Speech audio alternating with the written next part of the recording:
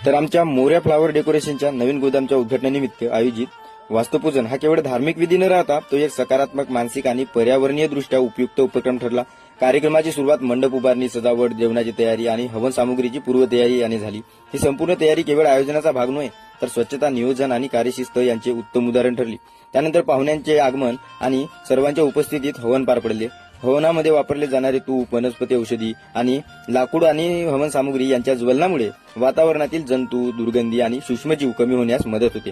त्यामुळे नव्या गोदामात प्रवेश करताना हवा अधिक स्वच्छ, ताजी आणि आरोग्यदायी वाटते। हा यामागचा वैज्ञानिक दृष्टिकोन आहे। याबाबतच अग्नी, सुगंध आणि मंत्रोच्चार यांचा मानवी मनावर शांत निर्माण करणारा आणि एकाग्रता वाढवणारा परिणाम होतो।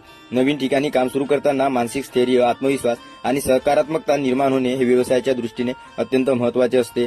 खरं तर सर्व उपस्थितांसाठी जेवणाची व्यवस्था करण्यात आली होती, ज्यामधून आपुलकी, सहकार्य आणि सामाजिक एकोप्याचे दर्शन घडले। सायंकाळी श्री गुरुदेव भजन मंडळ बेलपातळी मुई यांच्या वतीने आयोजित भजन संध्या हा कार्यक्रम देखील भक्तीचा कार्यक्रम नसून समूह मनशास्त्राच्या दृष्टीने पाहता तो सामाजिक बंध दृढ निर्माण करणारा आणि सामूहिक सकारात्मक भावना निर्माण करणारा उपक्रम ठरतो।